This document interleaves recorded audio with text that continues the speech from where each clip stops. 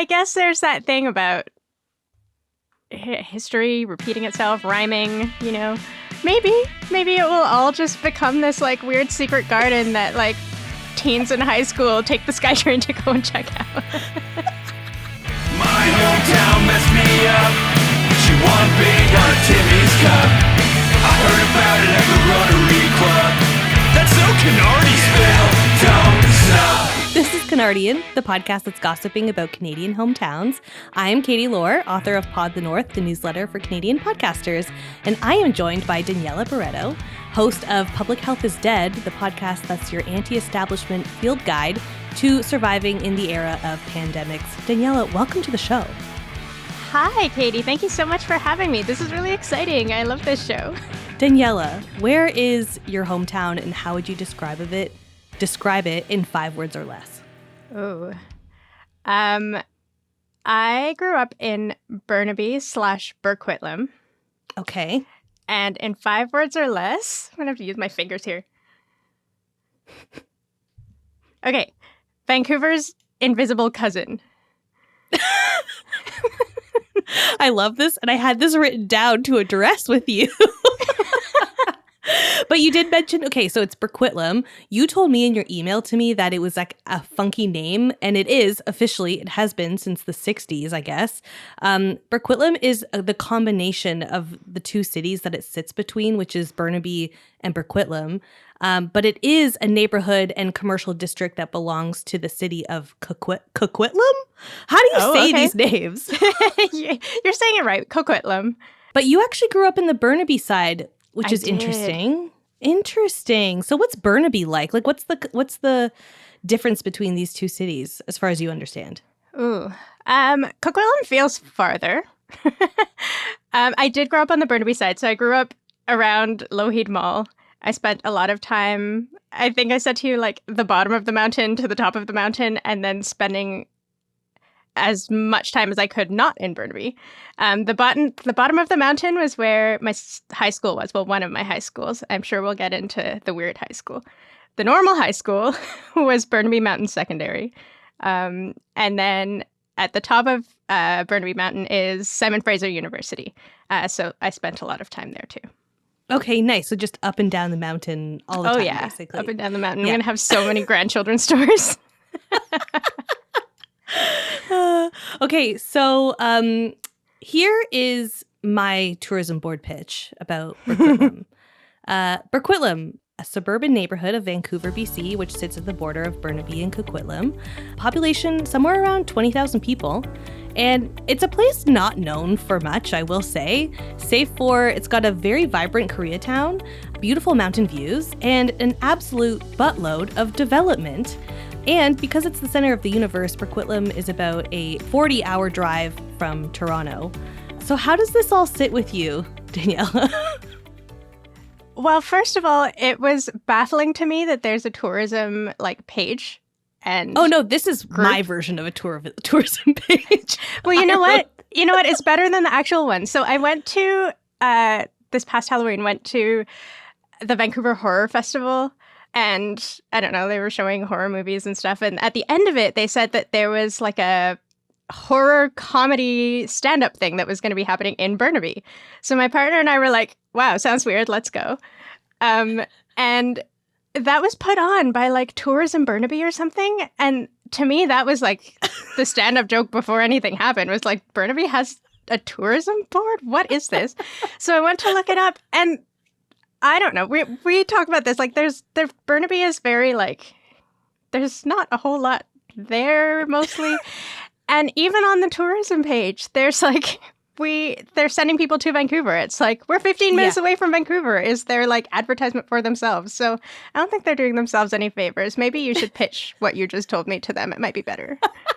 I don't know if a place not known for much would really sit well with them, but you never know. You never know. You mentioned, okay, these were your 5 words or less. You called Burquitlam the invisible cousin to Vancouver. Explain. I feel like most people, especially young people in Burnaby, are trying to have every excuse to not be in Burnaby. And because it's so close, you'll do most things in Vancouver. So there, I don't know. I just never felt like there was much there, especially when I was going to high school. It was, my friends and I called it Burna Boring because nice. there was nothing to do. I think it's changed now. Like there's definitely the whole Brentwood area. So Brentwood is kind of a mall place. It's kind of in between Vancouver and Burnaby. I don't know. But they just did this giant renovation. And there's like a lot of stuff there now. There's like, okay, I don't like know. What? People who love Whole Foods. There's a Whole Foods. There's something called the Rec Room, which is like this big arcade. Oh, yeah. I know the Rec Room. Okay. Is it like an adult arcade playground type thing? Exactly, yeah. So I've been there a couple of times. That's fun. But yeah, there's like stuff around there. So I think it's changed a lot. It used to just be like a very American Eagle type mall that you take a few SkyTrain stops over to go to when you're looking for some jeans, you know? But I think there's stuff. There's like giant apartment buildings there now. Like, yeah. Okay, I need to ask you this, I think now, because you mentioned that there was like a good high school and a bad high school. I don't have any information about Burnaby or Coquitlam high schools. Tell me more about what you are inferring here. Okay, so the good high school and the bad high school.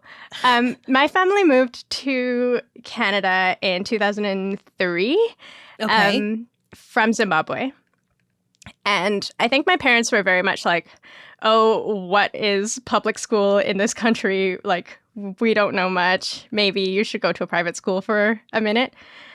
I was there for maybe 9 months, not even the full school year. Like it was, I could not. Oh, no.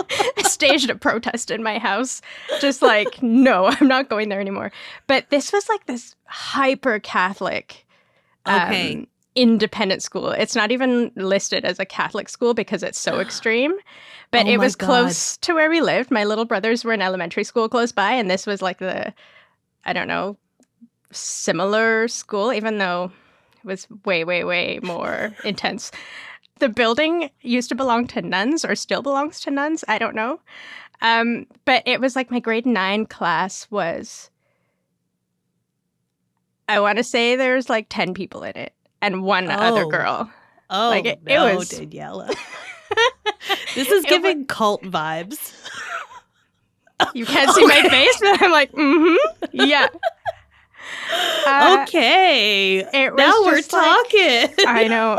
I was in trouble a lot. One of the things we had to do that I refused to do was write like a pro-life essay. There's like a competition they had, and I was like, I'm not gonna do that. So I got in trouble. There are a few other things I don't quite remember, but it was very just like me against admin all the time, which I think is was like a, I don't know, preview into what the rest of my life would be, but fighting 100% of the time. So is that the bad school or the good school? Oh, that was the bad school. But there was one good thing about the bad school. The science teachers are generally really cool. The science teacher wasn't part of like the weird Catholic cult. I don't actually know why he taught at that school. Very strange. I wonder if I could track him down now and be like, thank you for being normal. He was really into ultimate frisbee, like obsessed with it, and made pretty much the whole school obsessed with ultimate.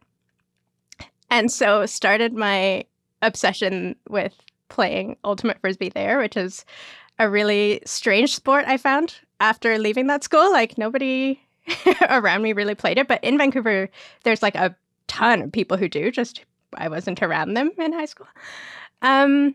So that was a lot of fun. I really got into that, and like is also how I sustained what I call my career-ending injury that we can talk about. That is kind of funny now, but it's been a couple of years. Let's talk about it now. You gave me a debrief or like a quick teaser into what happened. Your knee got ripped off? Oh, yeah. Did you know that could happen? I didn't know that could happen. What the heck happened? What did you do? Well, I was on a softball team. Okay. And a few of us were like, hey, you play Ultimate? I play Ultimate. I love Ultimate. Let's start an Ultimate team. And that was a bad idea. we had all like paid our fees, like signed up for the league, and we were all like and I was like really excited to like be pretend captain. We were all getting ready and like had a practice session scheduled before the season started. Mm-hmm. And it was, so Ultimate is like co-ed. The point of it is you throw the frisbee into what we call an end zone. I don't know anything about American football, but I think that's the same kind of idea. Chain net? Or no, I'm thinking of frisbee golf, not ultimate frisbee. I've only played that once. Maybe that would be less dangerous. Oh, 100%. I don't know. I'd probably find a way to hurt myself. Yeah, but the point is like you score a point by catching the frisbee in the end zone. And because I am competitive and we had just been playing like some practice, I don't know, points against each other, people were wrapping up. It was time to go home. But I was like, one more point. So someone threw the frisbee in, we call them discs if you really want to get into it. Someone threw the disc into the end zone. And a few of us jumped up to try to catch it, to either block it so that the person didn't get it, or catch it and score a point. So, of course, I jumped in between two people much bigger than me.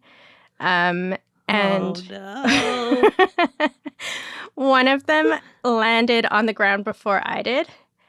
And I landed with my knee directly into their thigh at a 45-degree angle. And just bottle capped my kneecap off. It was like in my thigh. Oh my God. I was wearing tights, so I think it didn't look as alarming as it could have. But I was like on the ground holding my knee like, something is very wrong. I think I need an ambulance. And yeah, we waited for many hours. An ambulance did not come. God. No. We ordered pizza while my leg was like not attached, and my knee was not attached, and someone had a camping cot that like it was a great team building exercise. I didn't get to participate in the team, but we all like had to hold the camping cot in the middle of a field, put me onto it like a makeshift stretcher, and like load me into the back of someone's RAV4. And they drove me to Burnaby Hospital. There we go. It all comes full circle. But I blame the Catholic Church for ripping my knee off. Yeah, no, 100% you should. A horrific story, Daniella. I'm so sorry for your knee. And your career-ending tragedy. I mean, were you planning on playing Ultimate Frisbee on a professional level? Oh no, rec career. Beer league career. Okay, so you called Burquitlam the invisible cousin to Vancouver. I really wanted to prove you wrong, but in all of my research, there really wasn't much to write home about when it comes to Burquitlam. I found one notable story, and I call it notable because it showed up in not one but two digital publications. Ooh, spicy. And it was about a local man's e-bike getting stolen, and how he had reported the theft to the RCMP online. And eventually the police did find the e-bike as they were just out patrolling already. And the whole story basically just serves as like a lesson to the community to report small stuff online instead of calling 911. And that was as exciting as it gets. How does that sit with you? Sounds about right. Yeah. I mean, I'm glad he got his e-bike back. Those are expensive. Yeah. They're like, oh, we found it, but it didn't have the battery. And he's like, oh, that's okay. I had the battery. And then the man just went and picked up the bike with the battery he had at like, this is the crazy stuff going on over here. Oh, wow. Some chatter I found online from the area. Yeah. Yeah. People were saying, Burquitlam is very safe and clean. My son and his friends all walk to and from school with no problems. We use parks, no problems. We go to stores with no problems. Somebody else said, I've never felt unsafe here. And somebody else said, SkyTrain and proximity to the freeway makes it ideal, plus hiking or biking up in Burnaby Mountain. So generally, people feel safe. They're pretty, happy. Talk to me about the SkyTrain, though. Oh, the SkyTrain. The SkyTrain's pretty cool. I don't think we have many above ground rail thingies it looks in Canada. Really cool. There's a little bit of it from the Toronto subways. They sometimes go. And then I think Doug Ford is trying to build something in Toronto that's like a SkyTrain. Doug Ford's trying to build something? Right? That's what we're all wondering here.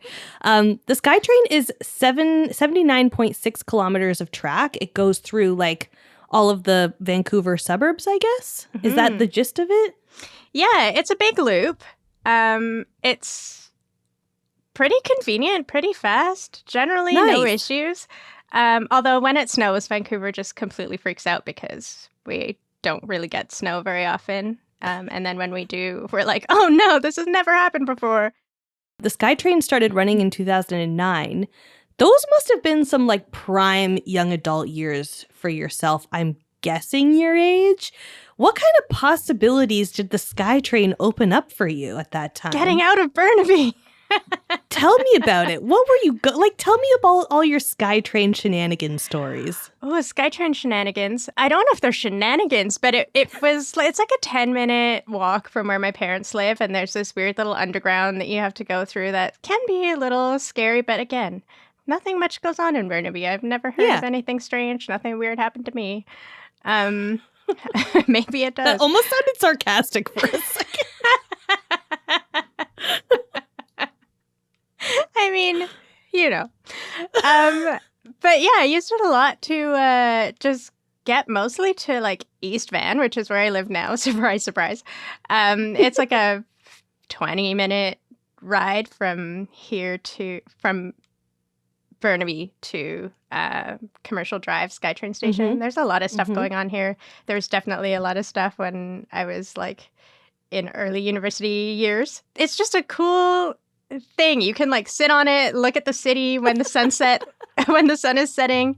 It's really lovely to look at. You get beautiful mountain views. Yeah, it's if you want to do something in Vancouver and just kind of see some of the different municipalities too. It goes all the way to Surrey and back. Oh yeah, I guess I didn't really think about you could just use it as put it on the tourism Burquitlam website. I know. Just hop on. They need some stuff. Hop on the SkyTrain. See Get the out. beautiful views of suburban Vancouver. Yeah, it's beautiful. So the city of Coquitlam has a page for the Burquitlam neighborhood. This is how they described the whole area. Hop off at the Burquitlam SkyTrain station to explore this bustling commercial hub.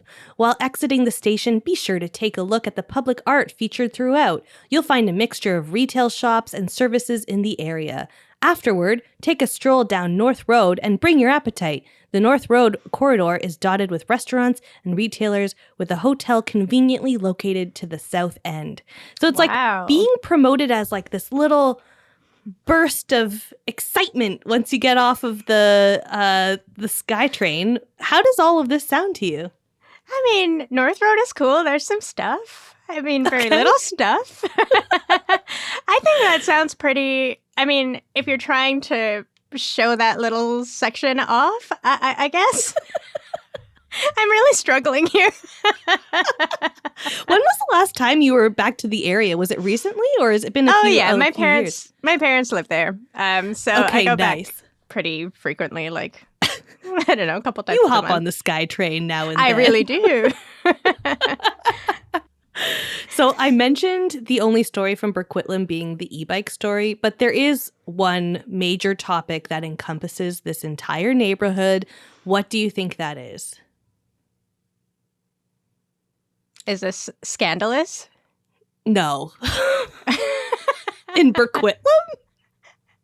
I saw that you found a scandal. I was impressed that you found a scandal. I'm excited to hear development. about it more. It's development. Okay. You didn't happen to go to urban planning school, did you? I did not. So this is where like the mental picture of like boring suburban neighborhood goes out the window for me, because Burquitlam is very quickly becoming a very densely packed and like condo oriented neighborhood. I found a subreddit about it, and it's called "What the Heck is Going On in the Burquitlam Area?" So this guy said, I don't go to Coquitlam a lot, but sometimes the girlfriend wants Korean fried chicken, and Burquitlam is pretty much the mecca. Walked around while waiting for some food, and every street corner has a sign for upcoming development. Is this something that you've noticed while you've been back? Yes, and it's very weird. There's this hyper dense, really, really like tall building at Lougheed's SkyTrain station that wasn't there before, and I'm actually a little bit I don't know about scared, but I'm like, what's going to happen to this neighborhood? Because it looks like a lot more people are going to show up. Yeah. Oh, we're going to talk about what's going to happen to this neighborhood. So some comments on that post included that the SkyTrain just attracts development, most likely because the area around the SkyTrain station is an ideal place to start densifying, and just straight up condo life. A lot more will go up here as strip malls get torn down and turned into condos. What is like your perception of the Burquitlam ongoing development? Like, what do you think is happening? We need housing. We need housing so badly. So I'm glad that there's going to be a lot more space for people. However, I don't know who can afford to live there. It's like multiple thousands of dollars a month, I'm sure, if you're renting. And I could easily believe they'd be close to $1 million each condo. Like, oh yeah. Yeah, this is a big thing where there's like kind of a difference between like condos going up that people can own and rental apartments. And this is like I'll get into this in a little bit too, but this has been a big conversation there where the city is gunning for some more rental apartments, but developers don't want that. So there's like this kind of battle going on. There's no juicy stories about it other than like maybe a couple, but like it's nothing crazy. It's a classic tale of developers just like kind of coming into cities. But this like development has been like the news item when it comes to Burquitlam. These are all titles of articles that came out over the last couple of years, just when you look up Burquitlam news, like no keywords or anything.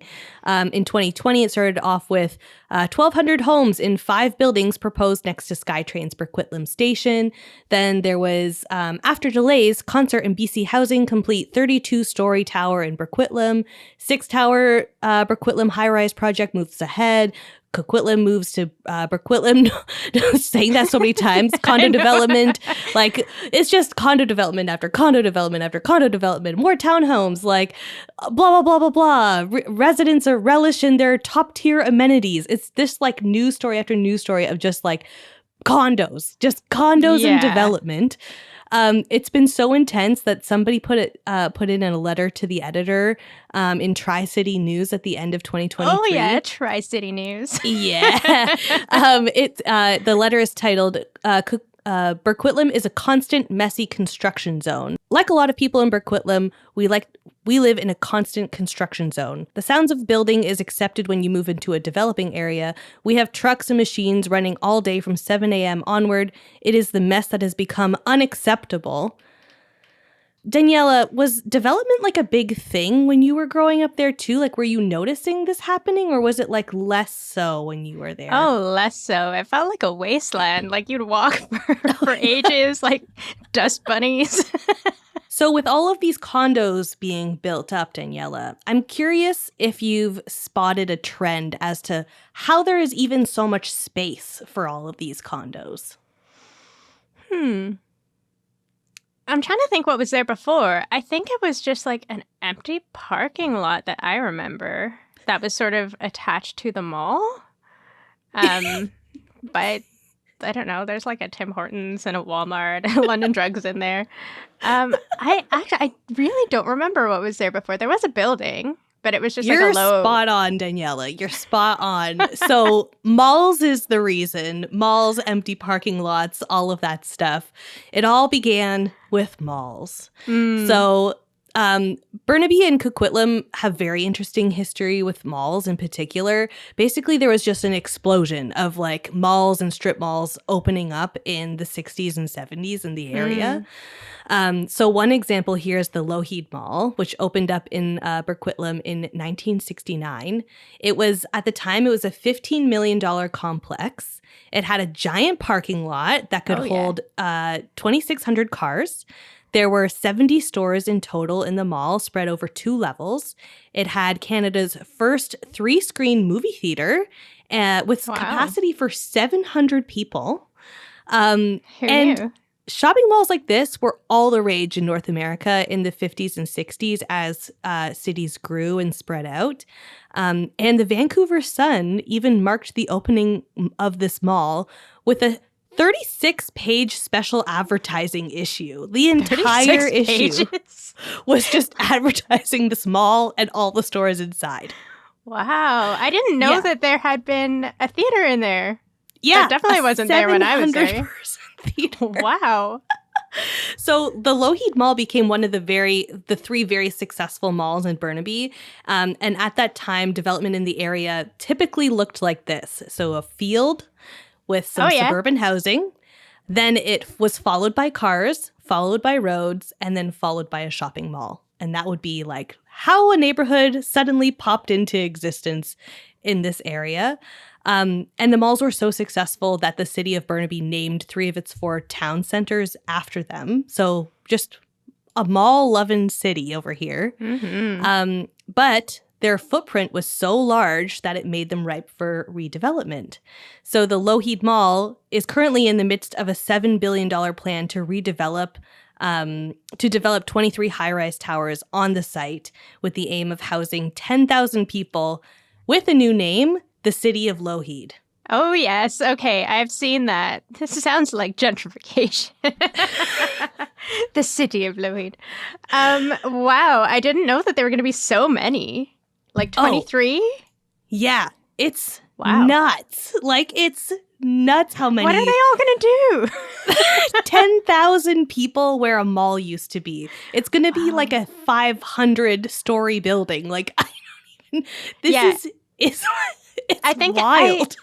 When I have Skytrained in, I've seen a couple of them, and they're actually like very daunting looking. They're like big white, like they're so high that the like balconies start to like look tinier and tinier and tinier as you look up. It's a little intimidating. Yeah, it's aggressive. It like kind of. I haven't been there, but it rings true to me as like when you're driving on the Gardiner into Toronto and you're kind of like surrounded by all of these buildings. But those buildings aren't even like, they're not, I think, as tall as the buildings that are being proposed in Burquitlam, which is like pretty nuts. So seemingly like this was all a part of God's plan. Realistically, it was actually a long-term regional plan that started in the 1960s called the Livable Region Strategy. Have you heard of this? I have not. Wow, you did a really deep dive. I don't think most people people know to look this. into other than development, but it's so interesting when you find out more. So this is from the 1960s, okay? The Livable Region Strategy had a goal of densification around the road and transit networks of old shopping malls. And over the course of 50 years, that is exactly what's been happening in this area. So a plan formed in the early 70s. It's now all coming to fruition. How do you feel about the futuristic city of Burquitlam being a 1970s idea? Wow. I mean, I think they were thinking about very different things in the 70s. I don't think they were facing many of the things that we're facing now. And again, who is going to be able to afford this? I don't know. Maybe it was part of the plan to have a very specific kind of person living there.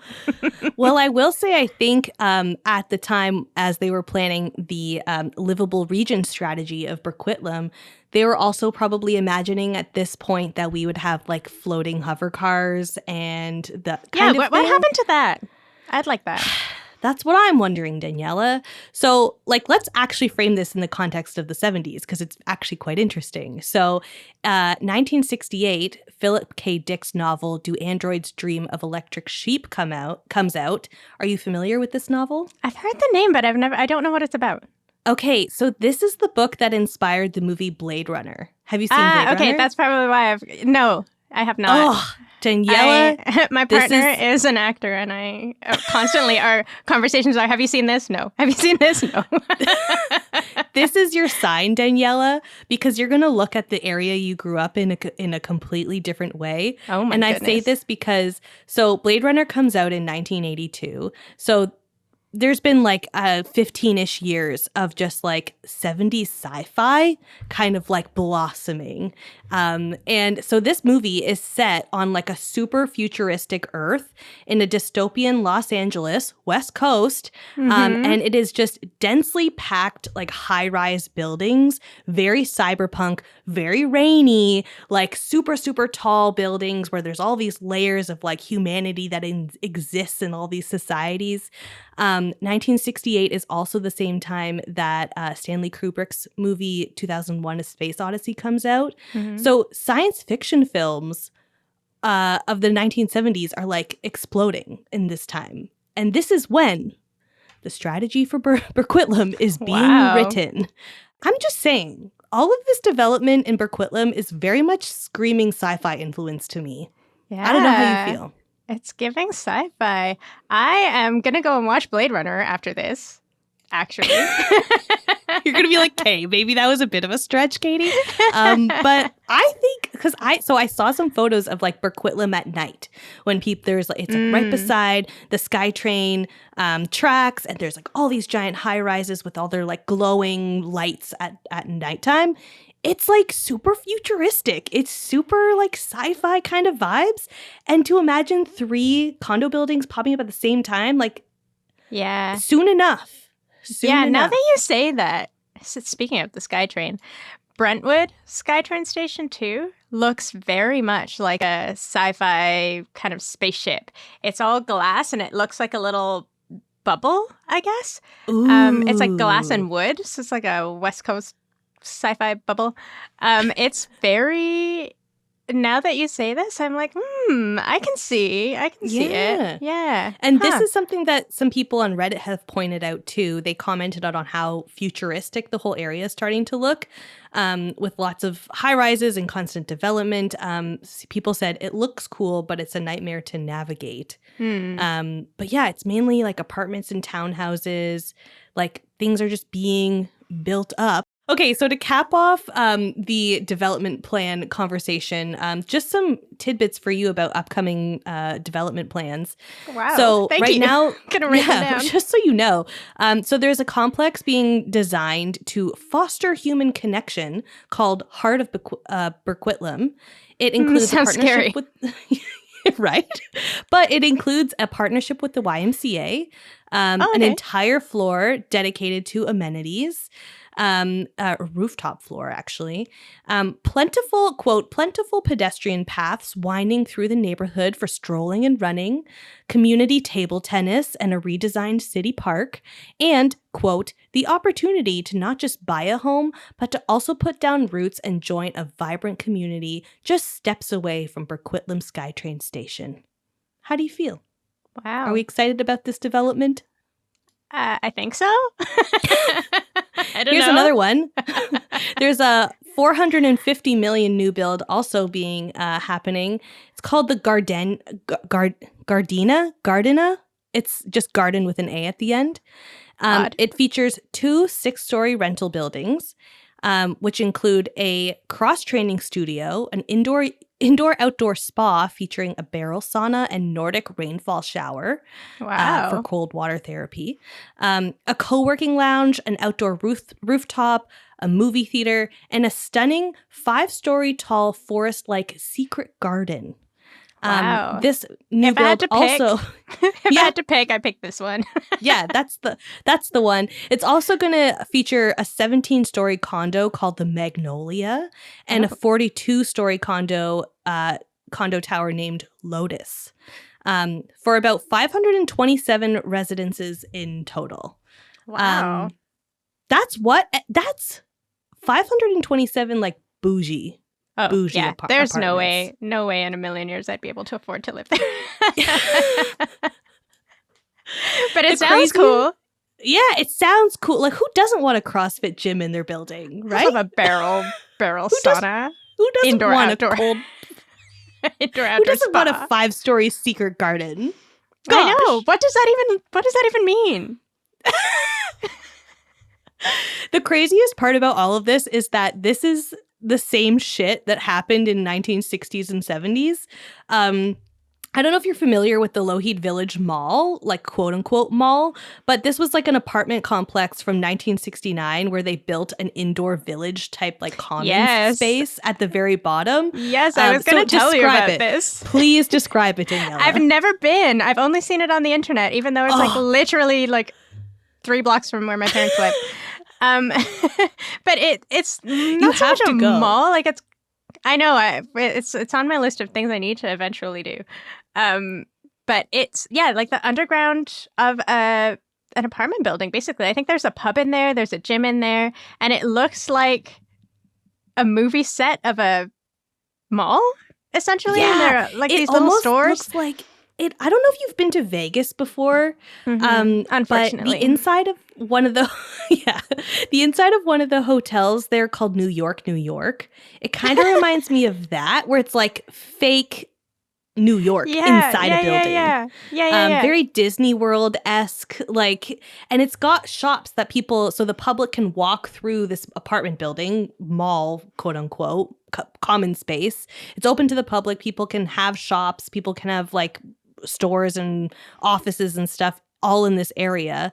And now it's like all kind of abandoned. So a lot of like these storefronts and stuff are empty. There's nobody really walking through these buildings.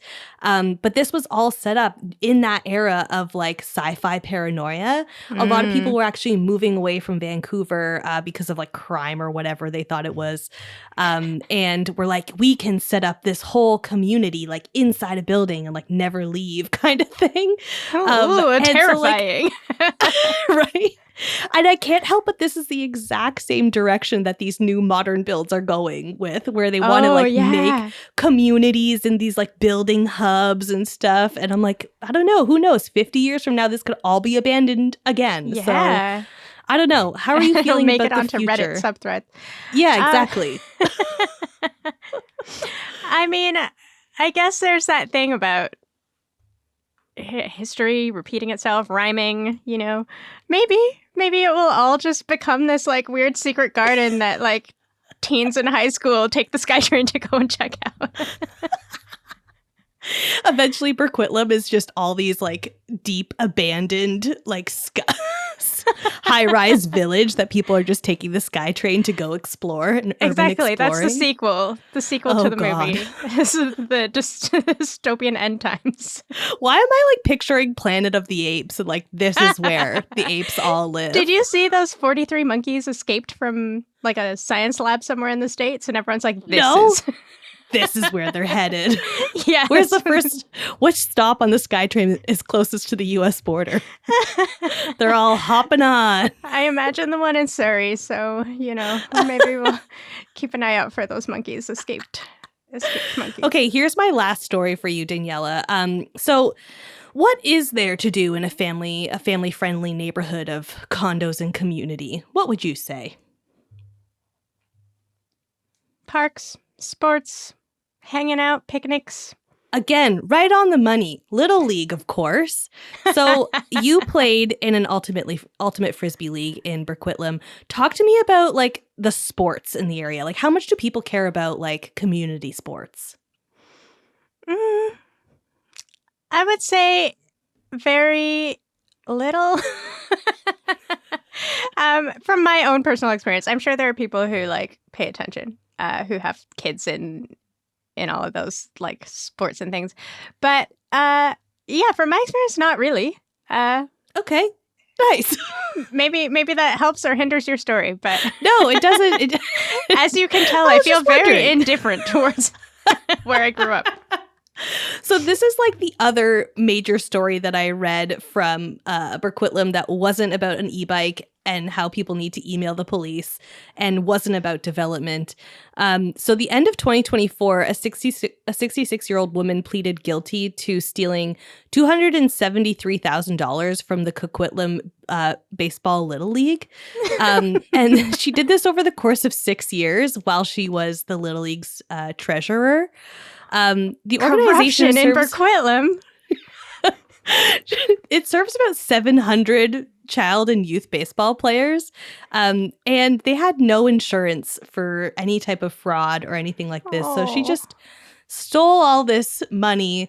Do you ever feel nervous about your Ultimate League stealing all your money? I mean, I tried to get a refund for my failed season, and they said no. So Daniella, this I believe actually it. might be a red flag for you. This could be a red flag. So this woman, she stole all the money by writing 342 checks to herself to allegedly pay for like family debt over the course of 6 years. But they discovered that something, so the Coquitlam Little League discovered that something was weird after they heard from some parents that they were yet to receive their refund from the 2020 baseball season. Of course, COVID was happening at the time, so no baseball happened. So all these parents not getting their refunds, wondering what the heck is happening here. Daniella, I think you might need to investigate. I might. Maybe there's a whole ultimate scandal happening as well. Oh my goodness. Could be. I didn't hear about this until you had mentioned it to me. I was like, what? There's The a area scandal? needs more stories, Daniella. Give it the more stories. So the league reported her for theft to the RCMP in 2020, and investigators spent about 3 years looking into the case, getting all of this information, and then she was charged in May of 2023. But while she was stealing, there were all these operational cuts being made for the Little League. So it included like not hiring enough umpires and making cuts to like buying equipment. So like, These poor kids. just fully affecting the game. Fully affecting the game. Yeah. Wow. So what did she do with all the money? I don't know. Try She's to buy a paying off condo? family debt. I guess. It's very mysterious. She's trying to buy a condo in the area. Yeah. So what do you think the proper sentence for this woman is, Daniella? Oh, I don't know. We're going to start me off on carceral policing, prisons, blah, blah, blah. I don't know if we're getting into that today. I feel like she should probably give it back. You know, the kids could get some equipment to play their little games. Least, give it back. Yeah. My goodness. That is like stealing from children. That's wild. That's wild. I know. So she was sentenced to 2 years less a day on house arrest. So that includes she had to undertake 100 hours of community work. She had to continue with counseling. She had to abide by a curfew, and she had to report to a court supervisor, and she had to pay all the money back. So apparently she paid $110,000 after she was arrested back to the Little League. But the president imagine said having that much money in your back pocket. Right? I'm like, wait, why were you stealing? I guess if you stole it. But apparently he didn't receive anything, so we don't know if she actually gave him that money. But in her sentence, she definitely has to pay like the rest of it, which was like $162,000 or something like that. So, yeah, wow. Organizers. Or the organization's president said, "My personal opinion is outside of jail might be even harder for her because you're not going to run into community members you stole money from in jail." I guess so. Wow. Yeah. What is that thought process? Like, how do you justify that to yourself? I don't know. Maybe you should ask the person who you're waiting for your refund from. I know. Maybe I should. Hello. I was unable to play. That really had nothing to do with them. It was fully my fault. My kneecap literally fell off. Yeah, I see how it's not their problem.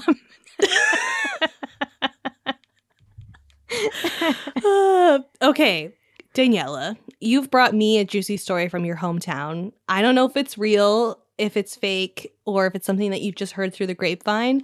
I'm going to guess the very end. Okay. So please go ahead and spill your hometown tea. Okay.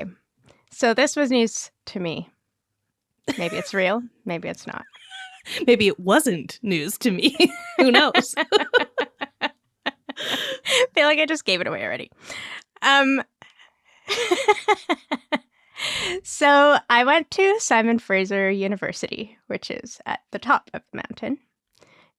And there's a student society there. They're SFSS, the Simon Fraser Student Society. And they have elections to decide like who their president is. And SFU kind of has a reputation for being like, I don't know if it is anymore, but like it used to have a reputation for being like a very lefty, like politically more radical school, and like people would choose to go there because of that. So in the late 80s, there was like this intense head-to-head battle between these two, I guess, political parties, I guess, within Simon Fraser Student Society, trying to, I don't know, elect their new president. And one of the groups was called Grassroots. And they had historically held power in the Simon Fraser Student Society and were like using student money to like support unions and support like causes in Central America, stuff like that. And this one person had a problem with it. Her name was Christy. And so Christy ran an election campaign to kind of counter Grassroots, a more like conservative, where we spend our money is important kind of campaign. Like where we spend our money is important and it should not be going to those causes, you know, kind of campaign. So by a very, very slim margin, Christy, our friend, won the election. I think it was something by 6 votes. And so people were like a bit alarmed, but there was still, I think, a majority of other people like in governance who were like the grassroots group.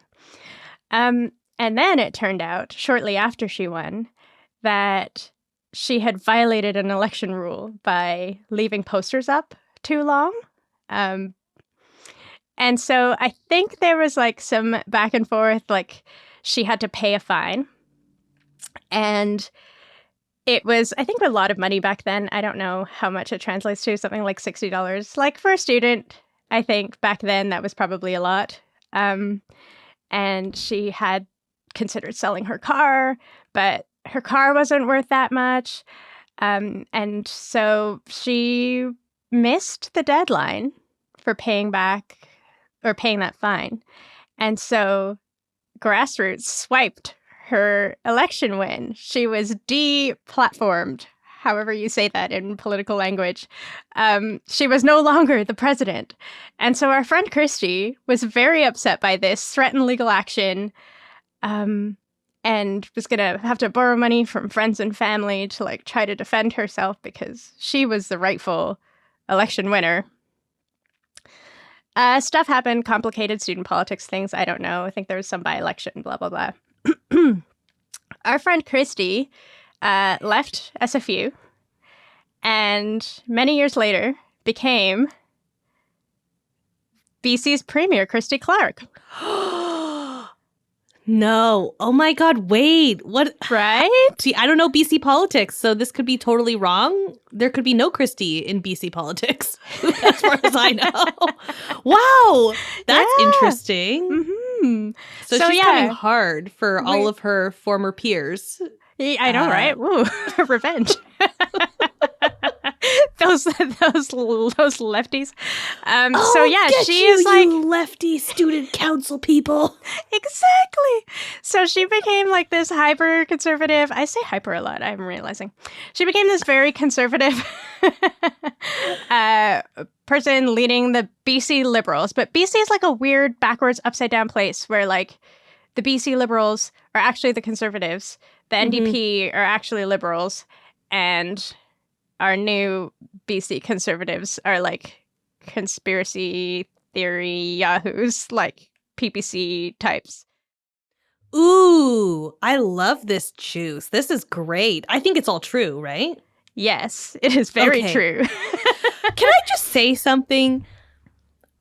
Student politics are taken so seriously. And I don't like when I was in university, like I knew there was a student union and there was all this student stuff going on. And I'm 100% sure it was all very valuable to the school, but it never, like I never really understood the strength of what they were doing. Like I was never really introduced to like these groups of what they were doing. Like they kind of just existed and were doing stuff for the school. And so like the drama around student politics is like such a mystery to me. Like I don't think I truly understand the stakes of it. And I think that is pure ignorance on my part. But like, Kate, are you able to enlighten me on any of this stuff? Or how do you feel about this? Absolutely not. Absolutely not. I feel like I'm in a very similar boat to you. I'm sure it's all very important, but there's a lot of personalities involved in that. There's a lot of ego. It felt like a big stay away. These are like 20 to 24-year-old people too. Like, yeah, like literally Making, gunning to be the next like prime minister. Literally. Daniella, thank you so much for coming on Canardian. Where can people find you? How can people support your work? Well, I do a couple of things in podcast land. I am the host and producer of the show you mentioned, Public Health is Dead. It's a show for people who want to protect themselves and their loved ones in an era of pandemics where we're not getting a lot of information from the people who should be giving us information. And I think particularly podcasters around this sort of you do you energy that we've adopted around COVID and other things. Our voices are how we do our work, how we make our living. So I think it's important to understand how we can protect those things. So yeah, this show is basically kind of an irreverent do-it-yourself kind of public health, since that's what we've been told to do. I'm bringing in really interesting people who are cutting-edge researchers to public health organizers and activists, people who run things like mask blocks, disability justice leaders, just people who know a lot of things that I think more people should know about how to stay alive when there's not a lot of resources to do that. And I'm Kattie Laur. You can find me through all the links in the show notes. And make sure you subscribe to my newsletter, Pod the North. The Canardian theme song is by my very talented partner, Mark Allen, with support from his own hometown buddies, People Like Us. And if you liked the podcast, or you know someone from Burnaby or Coquitlam or Burquitlam, please share it with that person, or maybe you can share it somewhere on social media that people will find it. Otherwise, I'll see you around town.